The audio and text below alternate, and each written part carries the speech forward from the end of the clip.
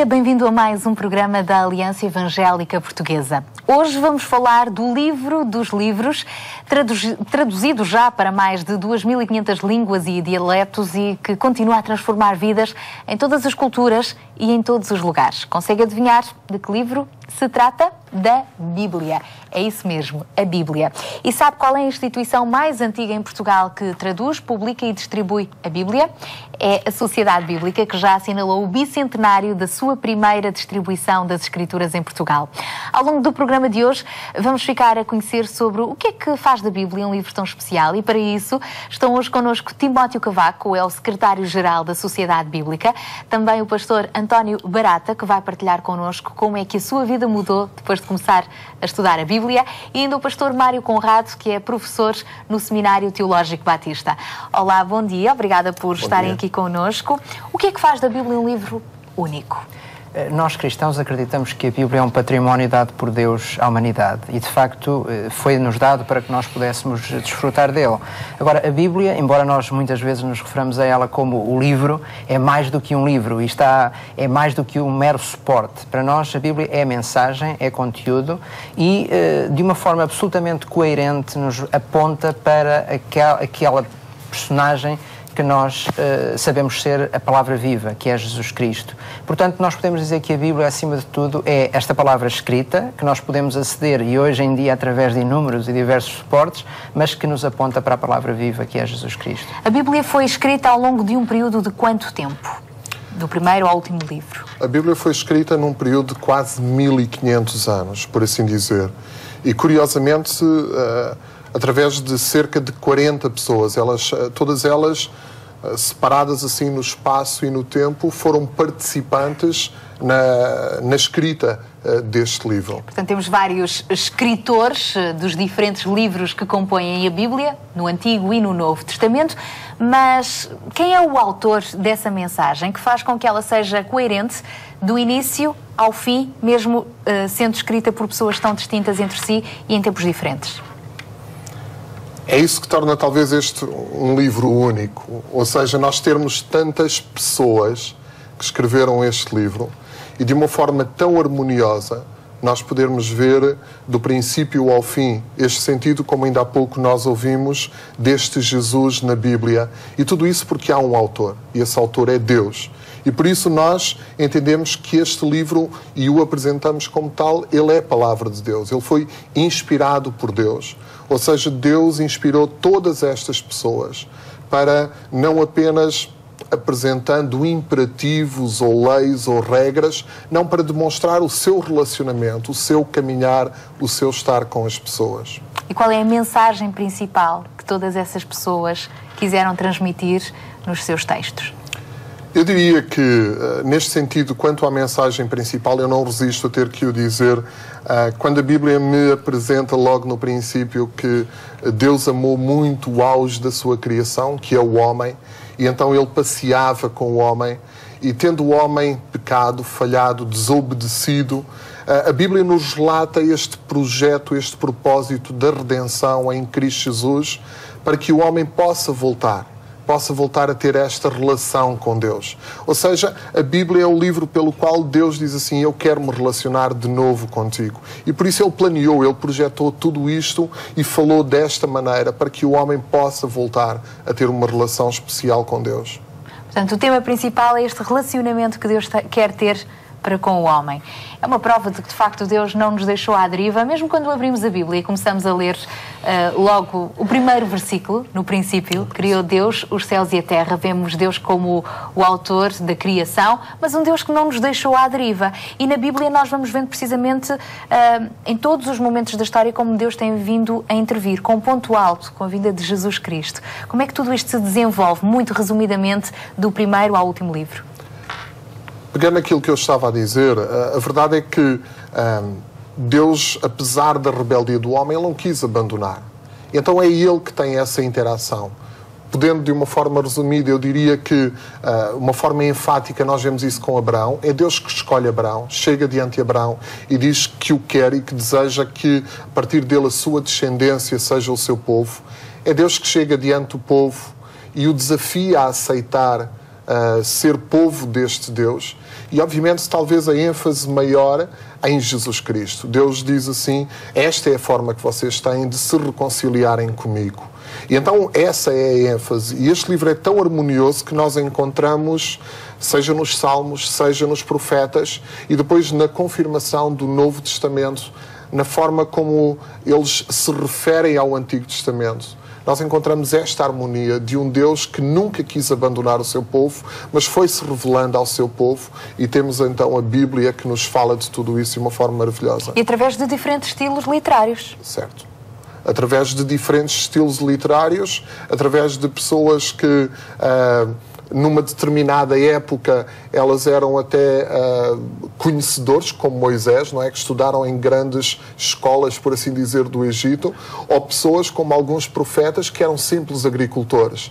Ou seja, Deus chamou pessoas que, não importa se eram mais conhecedores de algo ou menos, os preparou, trabalhou com eles para eles poderem transmitir aquilo que era o seu plano e o seu propósito. E Deus continua hoje a querer-se revelar a si também e, por vezes, abrir a Bíblia na hora certa e com a abertura de espírito necessária é uma porta aberta para que Deus se revele. Foi o que aconteceu, então, com o nosso terceiro convidado desta manhã, o pastor Barata. Há uns bons anitos atrás, quando passeava pela Feira do Livro, não é? Onde a Sociedade Bíblica estava também representada com a Bíblia, e de repente despertou em si alguma curiosidade de começar a estudar este livro, que na altura não era assim tão acessível a todas as pessoas como é hoje. É verdade, foi na Feira do Livro, há 63 anos, que vi um livrinho sem saber o seu conteúdo, mas pelo preço, como é a banagem da Sociedade Bíblica, divulgar a Bíblia o mais possível e ser o preço mais barato, eu comprei aquele livrinho por 25 tostões, não sabendo o que era. Mas alguém capa me disse, preta. Capa preta, Exatamente. naquela altura. Alguém me disse, quando viu o livro, começou a folhear e disse, olha que este livro não é muito bom. Mas não é muito bom porquê? Porque é dos protestantes. Porque não tinha o imprimatur da Igreja Oficial daquele tempo. Aquilo passou, e eu posso dizer hoje, depois de passados 63 anos, que não fui eu que fui ao encontro da Bíblia, mas foi a Bíblia que veio ao meu encontro. Estava ali exposta. E eu comprei, assim. Desinteressou-me. 2 anos depois, na terra onde eu vivia, na Póvoa de Santiria, foram lá pregar o Evangelho. E quando me disseram que estava ali os protestantes a pregar a Bíblia, eu lembrei-me do perigo e fui lá para ver. O fruto proibido é o mais apetecido. Mas eu não fui com uma apetência, fui para vigiar e talvez para dizer às autoridades que estavam ali pessoas perigosas. O que foi é que, de facto, não era nada daquilo que eu ouvi e acabei por aceitar Cristo como o único e suficiente Salvador. Isso 2 anos depois do medo. Depois aprendi que o amor a Deus e ao próximo lança fora o medo. O amor lança fora o medo. Portanto, este foi o encontro da Bíblia comigo e eu com ele, e ainda hoje é o meu livro de cabeceira. O que é que descobriu através da Bíblia e dessa mensagem que de facto fez com que esse amor, esse medo se fosse embora e tornasse de si, fizesse de si um discípulo de Jesus? É verdade, não só alterou a minha moral, sem ninguém me catequizar de que isto é como era a lei, olho por olho, dente por dente, não faças isto, não faças aquilo. Eu acreditei e depois da decisão veio a convicção daquilo que eu fazia que não devia fazer sem ninguém dizer. Hoje eu digo que é uma ação de Deus, através do Espírito Santo, daquilo que Ele escreveu e que eu precisava, mas que eu ignorava. Portanto, não só mudou a ética, mas mudou o interesse da dignidade humana, porque em 52 converti-me e em 53 fiz a 4ª classe para poder ler a Bíblia, porque não sabia a quais ler. Depois fiz os preparatórios, já fiz a ciência das religiões e estou preparado aos 80 anos para estudar a história. E não para. E isto é a influência da Bíblia. que transforma não só o caráter, mas também a vontade da dignificação da pessoa humana. Isto quer dizer também que há uma grande diferença entre os preconceitos que nos são apresentados, não é, pela sociedade, aquele Jesus histórico, e a realidade, que é o Jesus que se revela a nós, o Jesus que é o caminho, que é a verdade e que é a vida. Que Jesus é este que se fez luz diante de si quando começou a conhecê-lo? É um Jesus que afinal não ficou preso na cruz, não é? Não. Hoje não estamos há 63 anos, quando comprei um livro que não conhecia. Hoje é um livro que eu estudo e continuo a estudar, não só o livro, mas também as pessoas que traduziram o livro para a língua de português. Se a língua não tivesse em português, eu não podia chegar à Bíblia. Desta maneira, não só fez essa alteração, mas fez muito mais. Fez-me o desejo de comunicar, depois de encarnar em mim os ensinos da Bíblia, transmiti-lo com a minha vida dia a dia, onde eu estou, no bairro onde vivo, na escola onde vou ensinar, na igreja onde vivo, onde prego, transmitir aquilo que encarnou em mim para ajudar a sociedade, porque sem um homem novo não há uma sociedade nova. E é isso que Jesus deseja, fazer de cada um de nós novas criaturas, tudo o que é velho fica para trás e com Cristo tudo se faz novo. Ora bem, aqui o pastor Barata teve a oportunidade de partilhar connosco há 63 anos atrás, há 63 o encontro, sim, mas há 61 da conversão, da realidade. Quando aceitou Jesus, realmente.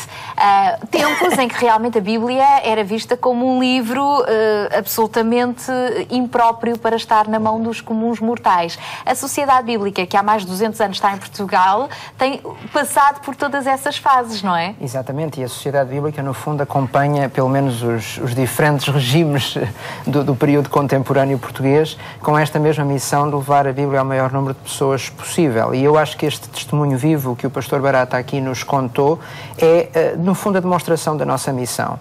Uma missão que é feita em colaboração, naturalmente, com as igrejas, mas que, acima de tudo, tem esta preocupação em transmitir a Bíblia ao seu, digamos, consumidor final, e não digo isto necessariamente numa perspectiva comercial, mas à pessoa. Ao leitor. Que a mensagem chegue à pessoa. Ao leitor, ou hoje em dia, até recorrendo a outras tecnologias, pode ser por som, pode ser por imagem, mas no fundo que este conteúdo passe. E de facto este testemunho que nós ouvimos é bem representativo também das dificuldades pelas quais a Sociedade Bíblica tem passado ao longo de todo este tempo. E se recuássemos ainda mais do que os 60 anos, naturalmente encontraríamos ainda outro tipo de dificuldades, como uma delas que o pastor Barata mencionou, que é a própria iliteracia, não é? O próprio analfabetismo. Nós temos que recuar muitos anos para perceber que, de facto, nós vivíamos num país onde, apesar de materialmente, nessa altura, a Bíblia já poder chegar às pessoas, e esse foi um dos grandes esforços que a Sociedade Bíblica fez, foi massificar a distribuição da Bíblia, mas depois tínhamos que lidar com este problema, que era o das pessoas terem acesso a esta mensagem por não saberem confrontar-se com ela. E hoje temos a Bíblia realmente em várias versões e em várias cores de capa, já não é só a Bíblia preta com as letras douradas, há também para diferentes públicos, há a Bíblia da mulher, a Bíblia dos motares, enfim, há N edições, ainda que o texto seja absolutamente o mesmo, e suportes, não é? A Bíblia já não é só em livro, também pode ser ouvida e tudo mais. Exatamente. No fundo, qual é que é esta diversidade toda que a sociedade oferece? Já agora eu recuaria um pouco, porque também é importante percebermos que a própria Sociedade Bíblica, não só em Portugal, como um pouco por todo o mundo, porque nós estamos integrados numa fraternidade de sociedades bíblicas que operam em cerca de 200 países e territórios, e que um dos seus grandes objetivos é tornar a Bíblia acessível nas mais diferentes línguas que existem, não é? E como já hoje aqui foi mencionado, a Bíblia já está traduzida para mais de 2.500 línguas, mas há muitas línguas, como o português, e graças a Deus que assim é, que tem diversas traduções da Bíblia. E a própria Sociedade Bíblica se tem empenhado também em proporcionar diferentes traduções, não com o sentido de, digamos, criar qualquer tipo de confusão, porque obviamente nós acreditamos que a mensagem é a mesma, mas facilitar essa leitura. E a compreensão, a própria língua é viva e os termos vão evoluindo. Exatamente. Quando em 1809 a Sociedade Bíblica começou a operar em Portugal, Portugal, basicamente recorreu, e com a falta de recursos que havia na altura, recorreu a uma tradução já existente, que era a tradução de João Ferreira de Almeida, mas, curiosamente, muito cedo, a Sociedade Bíblica começou também a publicar uma outra tradução, não desenvolvida pela própria Sociedade Bíblica, mas que era uma tradução também já existente, desde o final do século XVIII, que era a tradução de António Pereira de Figueiredo. E desta forma também poder chegar a diferentes públicos com a mesma mensagem. O nosso objetivo é que a mensagem chegue, apesar de poder usar canais diferentes. Mais recentemente tem também a Bíblia para Todos. Exatamente, a Bíblia para Todos, que é, efetivamente, em 200 anos, o primeiro projeto integral de tradução da Bíblia para português desenvolvido pela Sociedade Bíblica, um projeto que é recente, mas que, apesar de tudo, já começou há mais de 40 anos, porque estes processos são muito morosos, naturalmente, e quando se querem fazer com qualidade, obviamente, e nesse sentido, esta tradução em português contemporâneo, numa linguagem corrente, também permite chegar a outro tipo de públicos que traduções mais, não diria arcaicas num sentido necessariamente negativo, mas com uma linguagem menos compreensível para o público moderno, conseguem ter. E isso é feito hoje em dia, precisamente, como já foi dito, em interação com diferentes suportes também. Hoje podendo conjugar não só o texto escrito, e escrito não só impresso em papel, como também disponível no computador, na internet, portanto, ou através de suportes como smartphones, tablets e todos esses suportes mais contemporâneos, mas também através do som, da imagem, não é? E ainda recentemente foi precisamente exibido um filme que procura retratar, digamos, alguns aspectos essenciais da narrativa bíblica.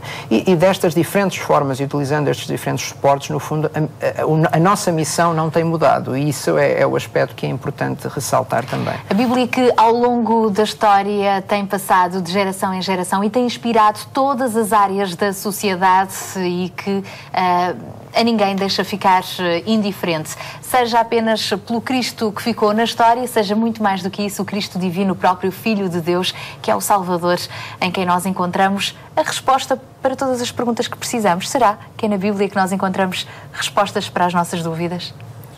Nós encontramos respostas para dizer para todas as nossas dúvidas.